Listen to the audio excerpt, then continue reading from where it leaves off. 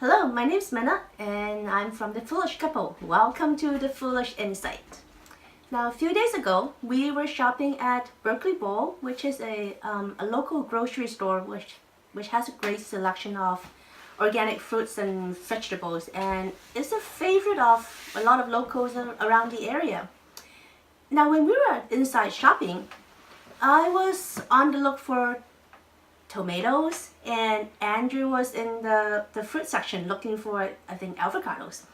So we're sort of, separated, but I can see where he is, and, he's not far from me.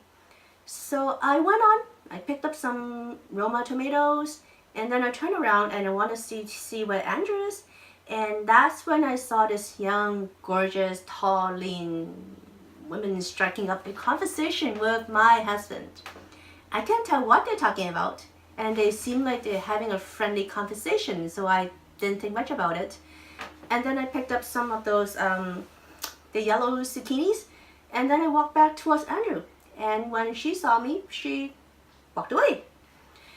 I was thinking to myself, how rude is that lady? California isn't typically quite friendly, and I was just about to go and say hi to her. I thought it was a little odd, so I asked Andrew what they're talking about. And he says, she just came up and started asking if I'm a regular and if I live around the area and, stuff like that. So that actually reminds me of a story that happened to us during our honeymoon. We were married in June, and for one reason or another, we weren't able to take a honeymoon until end of October. So in October, we flew to Miami, Florida, and we stayed at this little condo right by the beach. So our little condo, which is on the bottom floor, has a patio door that you can just, walk out and you'll be right on the beach. And the view is gorgeous. I'm not here to tell you about the view, but one evening, we decided to walk out to the beach and watch the sunset. And Andrew walked out first, so I stayed back and think I was changing or something like that. I'm not sure.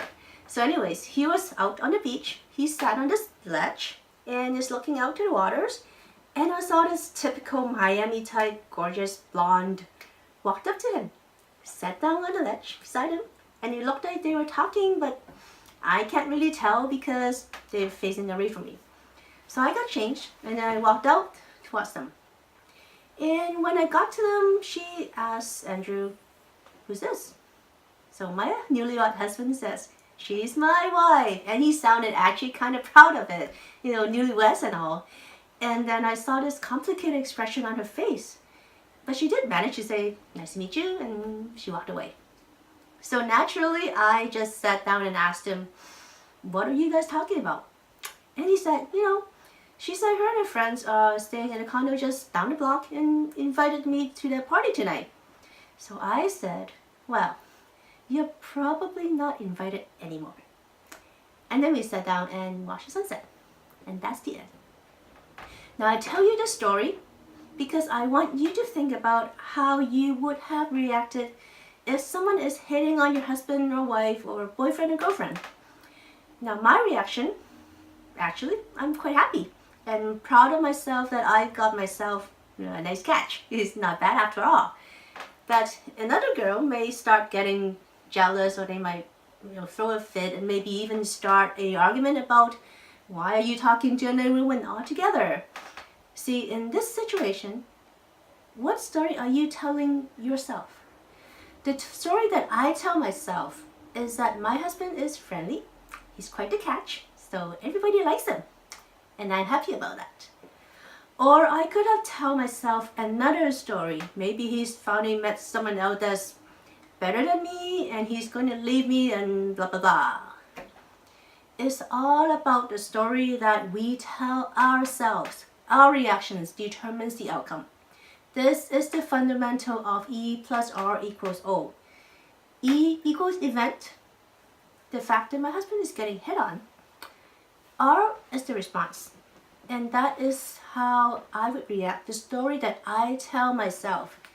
That would determines what outcome we get. We get to enjoy the sunset, or we go into an argument.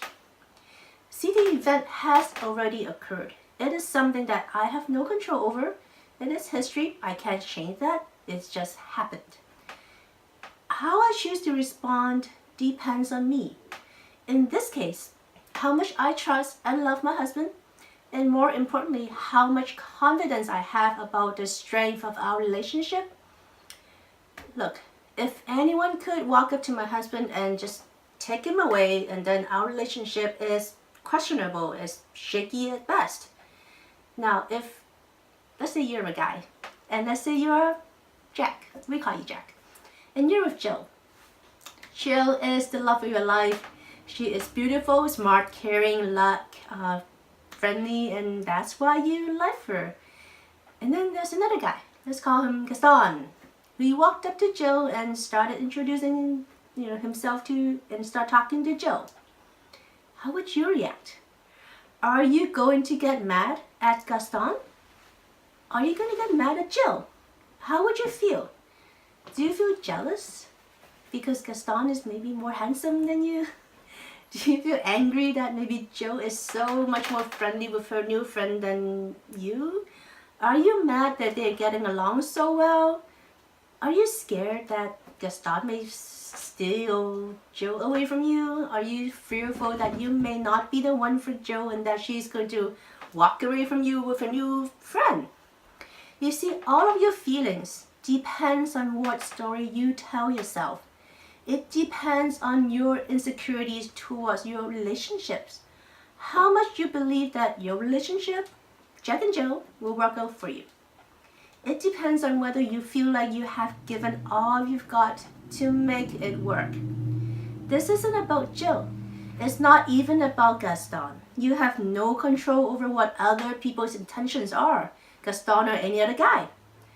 What you have control on is your reaction, your emotions, and the story you tell yourself. So remember, E plus R equals O. If you want a strong, trusting, loving, passionate relationship, you have got to trust your partner and you have got to believe that your relationship will work out. No one can get in the way unless you let them. Better yet, in situations like this, think positive. I am honestly actually quite proud of myself and my husband. And if you are Jack, you should be proud of Jill. So go on, have a happy, healthy relationship. Until next time, love what you live and live what you love.